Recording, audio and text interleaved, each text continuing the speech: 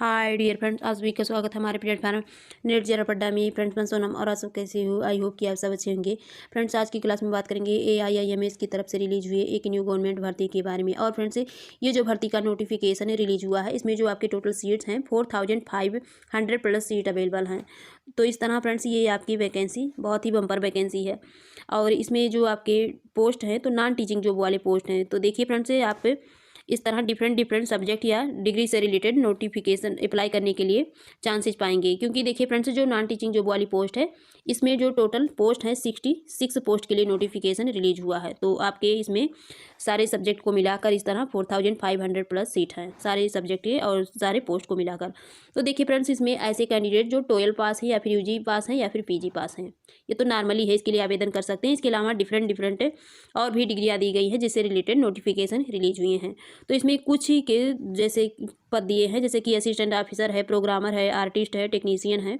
तो इन सही 66 पदों पर भर्ती करने का नोटिफिकेशन जारी हुआ है फ्रेंड्स। तो देखिए फ्रेंड्स आपके लिए बहुत ही बड़ा चांसेज है, क्योंकि यदि आप अप्लाई कर पाते हैं, इसके लिए एलिजिबल हैं तो ज़रूर करना। क्योंकि ये जो AIIMS है जिस भी काफ़ी ऐसे स्टेट से हैं AIIMS से, तो वहाँ से आप अप्लाई कर पाएंगे। क्योंकि इसमें कई जोन्स दिए गए हैं, ये नहीं कि आपको अदर स्टेट में जाना पड़ेगा। काफ़ी स्टेट में AIIMS से रिलेटेड इसमें जोन्स दिए गए हैं। तो चलिए इसके अबाउट में जो भी इन्फॉर्मेशन है उस पर बात करते हैं। और फ्रेंड्स एक बात बोलेंगे कि यदि आप इस क्लास में आए हैं तो फुल इन्फॉर्मेशन जरूर लेना, वीडियो को लास्ट तक देखना ताकि आपके सारे डाउट्स क्लियर हो जाएँ और आप एक लिमिटेड टाइम के अंदर अप्लाई कर पाओ। और फ्रेंड्स यदि आप नए हैं इस क्लास में तो इस क्लास को लाइक, सब्सक्राइब और अपने दोस्तों को ज़्यादा से ज़्यादा शेयर कीजिए ताकि उनको भी एक सटीक इन्फॉर्मेशन मिलने के साथ और एक लिमिटेड टाइम के अंदर अप्लाई करने के चांसेस भी मिल पाएँ। और फ्रेंड्स यदि आप हमारे हर वीडियो की नोटिफिकेशन, हर तरह के अपडेट पाना चाहते हैं तो उसके लिए आप हमारे टेलीग्राम चैनल को भी ज्वाइन कर सकते हैं, जिसका लिंक इसी वीडियो के डिस्क्रिप्शन बॉक्स में दिया गया है। और फ्रेंड्स ये रही इसकी नोटिफिकेशन, यहाँ दिया गया है CRF कॉमन रिक्रूटमेंट एग्जामिनेशन। तो देखिए फ्रेंड्स यहाँ आते हैं, देखिए 7 जनवरी को इसकी नोटिफिकेशन रिलीज हुई है। और यहाँ सबसे पहले इसकी इंपॉर्टेंट डेट चेक करते हैं। तो देखिए फ्रेंड्स 7 जनवरी से लेकर के 31 जनवरी तक आप अप्लाई कर पाएंगे। और इसके अलावा देखिए दिया गया है date of status of application form for acceptance to appear in examination. तो ये है 11 फरवरी। और डेट ऑफ करेक्शन, तो करेक्शन डेट विंडो ओपन होगा आपके 2 डेज के लिए, तो 12 फरवरी से लेकर के 14 फरवरी तक। और एडमिट कार्ड जो इशू होगा तो ये आपको बाद में इशू किया जाएगा, पर देखिए फ्रेंड्स जो एडमिट कार्ड इशू किया जाएगा आपके एग्जामिनेशन से 3 डेज पहले। तो देखिए जो डेट ऑफ एग्जामिनेशन इसमें दिया गया है 26 फरवरी से 28 फरवरी तक। तो ये टेंटेटिव डेट दिया गया है, इसमें चेंजिंग भी हो सकता है फ्रेंड्स। तो जब भी एग्जामिनेशन होगा उसके 3 डेज पहले ही रिलीज कर दिया जाएगा। और इसमें जो स्किल टेस्ट होगा तो भी बाद में नोटिफाइड किया जाएगा, चाहे ऑफिशियल वेबसाइट पर या फिर email ID के थ्रू या फिर कॉल के थ्रू भी आपको इन्फॉर्मेशन मिल सकती है। तो देखिए फ्रेंड्स इसमें जो सिलेक्शन प्रोसेस है एग्जामिनेशन प्लस स्किल टेस्ट, यही 2 हैं आपके सिलेक्शन प्रोसेस। और इसमें अप्लाई करने के लिए फ्रेंड्स आपके स्टेट से रिलेटेड जोन्स बनाए गए हैं, जितने भी एम्स अवेलेबल हैं जितने भी स्टेट में। तो देखिए सारे एम्स से जोन्स बनाए गए हैं, आप वहाँ से देखिए अप्लाई करेंगे और वहीं आपको एग्जामिनेशन भी देना है। तो देखिए जिस भी जोन्स में होंगे, जोन्स वाइज इसमें सब्जेक्ट और पोस्ट अवेलेबल हैं। तो देखिए फ्रेंड्स आपके लिए जो भी फैसिलिटी होगी, अच्छा आपके लिए जितना ही अच्छा होगा। या फिर इसमें देखिए और भी चीज़ें देखी जाती हैं कि कितने किस जोन्स में कितनी अच्छी सीटें अवेलेबल हैं, या फिर किस जोन्स में अप्लाई करने वाले नंबर ऑफ पोस्ट होते हैं वो कम होते हैं। तो ये सारी चीज़ डिपेंड करती हैं, हम सब कुछ देख करके अप्लाई करते हैं। वैसे इसमें जो दिया गया है देखिए अवंतीपुरा दिया गया है, बठिंडा दिया गया है, भोपाल दिया गया है, भुवनेश्वर दिया गया है, बीबीनगर दिया गया है, बिलासपुर, देवघर, गोरखपुर, गुवाहाटी, जोधपुर, कल्याणी, न्यू दिल्ली, मंगलगिरी। इसके अलावा देखिए नागपुर है, पटना है, रायबरेली है, रायपुर है, राजकोट है, ऋषिकेश है, विजयपुर है। इसके अलावा Atul Bihari Vidyapeeth institute of medical science दिया गया है, एम्स है, central armed police force institute दिया गया है, एम्प्लॉय स्टेट ये कॉरपोरेशन दिया गया है। इसके अलावा देखिए कई रीजनल सेंटर दिए गए हैं और ये दिया गया है Indian council of medical research. तो आते हैं नीचे और ये देखिए ऑफिशियल वेबसाइट की लिंक दी गई है जहाँ से आपको अप्लाई करना है। तो आपको वैसे इसी वीडियो के डिस्क्रिप्शन बॉक्स में मिल जाएगी ये लिंक, आप वहाँ से अप्लाई कर पाएंगे। और नीचे आते हैं फ्रेंड्स तो यहाँ से देखिए एज में रिलैक्सेशन दी गई है। तो देखिए डिफरेंट पोस्ट के लिए डिफरेंट एज भी दिया गया है। किसी में आपके 35 ईयर्स दिए गए हैं, किसी में 30 हैं, किसी में 28 हैं, किसी में 27 ही है। तो इस तरह डिफरेंट डिफरेंट एज भी दिए गए हैं। तो एज में जो रिलैक्सेशन मिलेगा, तो देखिए फ्रेंड्स, एससी को 5 ईयर्स, ओबीसी को 3 ईयर्स, पीडब्ल्यूडी को 10 ईयर्स, और जो एक्स सर्विस मैन है तो इनको प्लस 3 ईयर्स, यानी कि मान लो कैटेगरी की जो मिल रही है, जिस भी कैटेगरी को मान लीजिए ओबीसी के हैं तो 3 ईयर्स ये मिलेगी प्लस 3 ईयर्स, तो इस तरह 6 ईयर्स हो जाएगी। और जो सेंट्रल गवर्नमेंट सिविल एम्प्लॉई हैं तो देखिए इनको 3 ईयर्स की मिलेगी, दिया गया है 3 ईयर्स रेगुलर इन्होंने काम किया है तो इनको 5 ईयर्स की मिलेगी।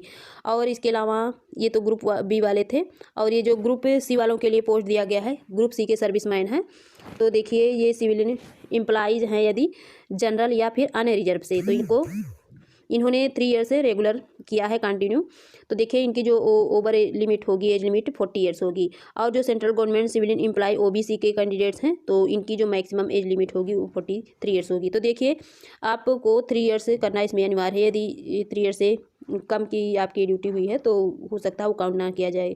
और इसके अलावा देखिए सेंट्रल गवर्नमेंट जो सिविलियन एम्प्लॉयज SC ST के हैं इनकी भी 3 ईयर्स रेगुलर एंड कंटिन्यू होनी चाहिए, तो 45 इनकी मैक्सिमम एज लिमिट रहेगी। और इसके अलावा देखिए ग्रुप सी पोस्ट और भी डिफरेंट ये दिया गया है। अब मैक्सिमम एज लिमिट आप इसे ज़रूर चेक कर लेना, सारी देखेंगे तो काफ़ी लंबी वीडियो हो जाएगी, क्योंकि देखिए आपके जो टोटल PDF के पेज हैं तो देखिए ये 207 पेज की PDF है, तो हम केवल मुख्य बातें ही करेंगे। देखिए फ्रेंड्स, इसमें जो आपकी एप्लीकेशन फ़ीस है जनरल OBC कैंडिडेट्स की 3000 है, और SC ST कैंडिडेट जो EWS हैं उनकी 2400, और PWD कैंडिडेट्स की कोई एप्लीकेशन फ़ीस नहीं है। और इसमें देखिए फ्रेंड्स, जो आपकी एग्ज़ाम होगी तो एग्जामिनेशन में आपका टाइम ड्यूरेशन क्या होगा, कितने क्वेश्चन बनेंगे, ये सारे दिए गए हैं। देखिए टाइम ड्यूरेशन 90 मिनट का टाइम होगा, 90 मिनट्स, और जो क्वेश्चन होंगे 100 क्वेश्चन होंगे 400 मार्क्स के, यानी कि एक क्वेश्चन आपका 4 मार्क का होगा। MCQ बेस्ड क्वेश्चन होंगे। देखिए 25 क्वेश्चन रिलेटेड होंगे जनरल नॉलेज एंड एप्टीट्यूड, और जो 75 MCQ होंगे वो knowledge of computer and related to domain of respective group से होंगे।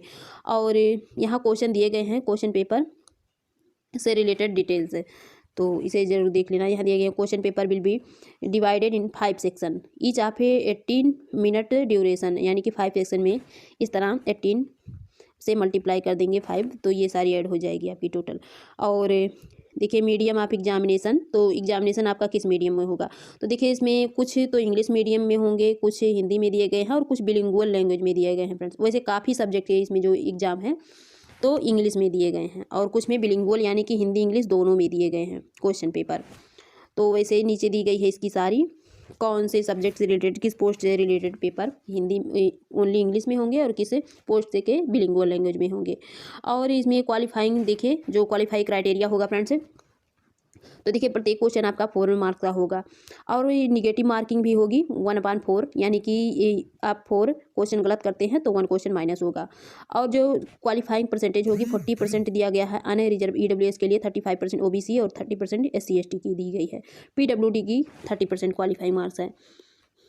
और आते हैं देखिए यहाँ से दिए गए हैं, तो देखिए यहाँ दिए गए हैं ग्रुप नेम, और इनसे रिलेटेड यहाँ एग्ज़ाम दिए गए हैं कि इनका जो लैंग्वेज होगा किस लैंग्वेज में एग्ज़ाम होगा।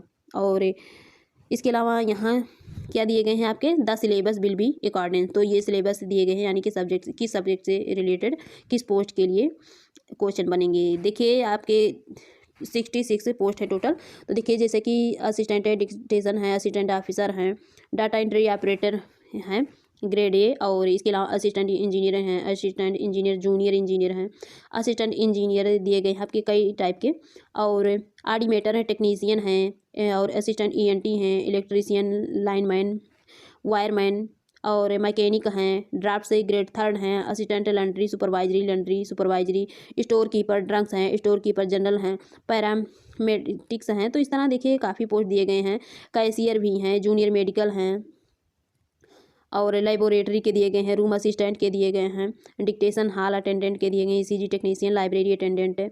तो देखिए सारे से रिलेटेड यहाँ सब्जेक्ट दिए गए हैं, और किसके पेपर इंग्लिश में होंगे ओनली, किसके बिलिंगुअल लैंग्वेज में, इसको आप जिस भी पोस्ट के लिए फिल करेंगे तो उसके लिए आप ज़रूर चेक कर लेना। तो नीचे इसके सारे पोस्ट भी दिए गए हैं, इससे रिलेटेड क्या क्वालिफिकेशन होनी चाहिए, सारे डिटेल्स में दिए गए हैं। तो इस तरह देखिए फ्रेंड्स, जिस भी पोस्ट के लिए आप एलिजिबल होंगे इसे ज़रूर चेक कर लेना।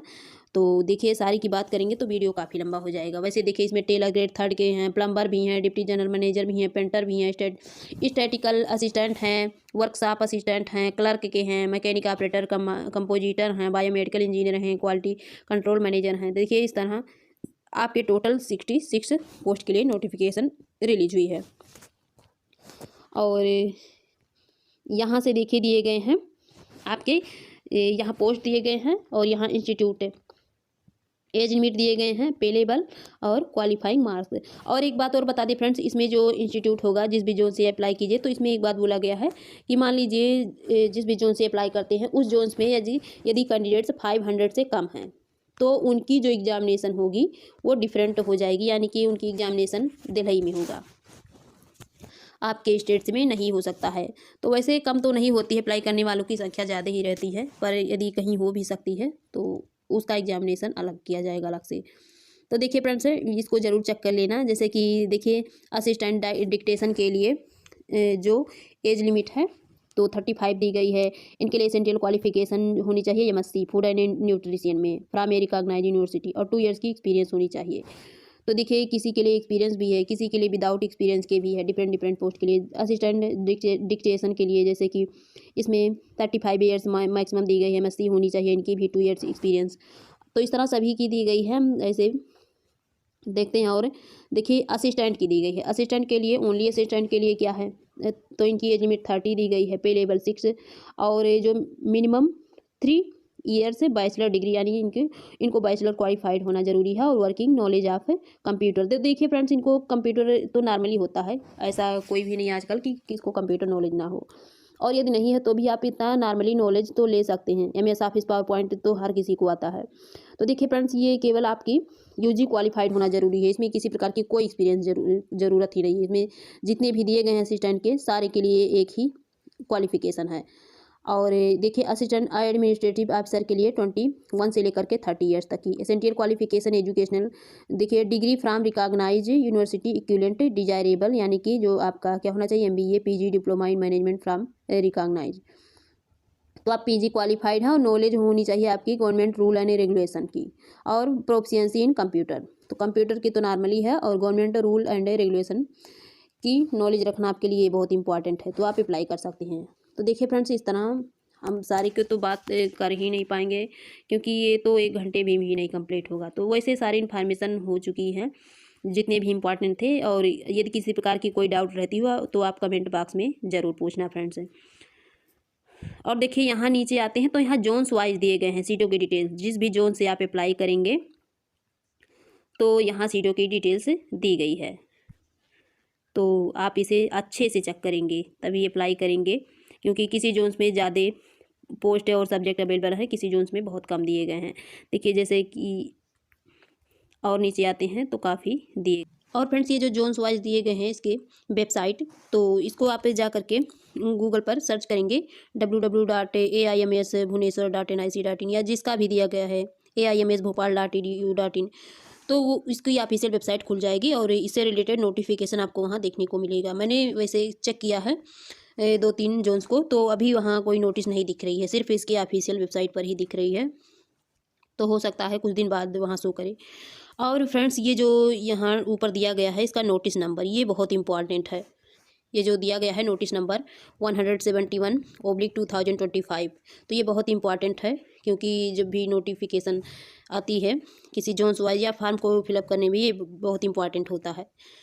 तो फ्रेंड्स, आज की इतनी इन्फॉर्मेशन थी, फिर मिलेंगे आपसे न्यू इन्फॉर्मेशन के साथ। यदि आपको मेरी वीडियो पसंद आए तो मेरे चैनल को लाइक, सब्सक्राइब और शेयर जरूर कीजिएगा। Thank you.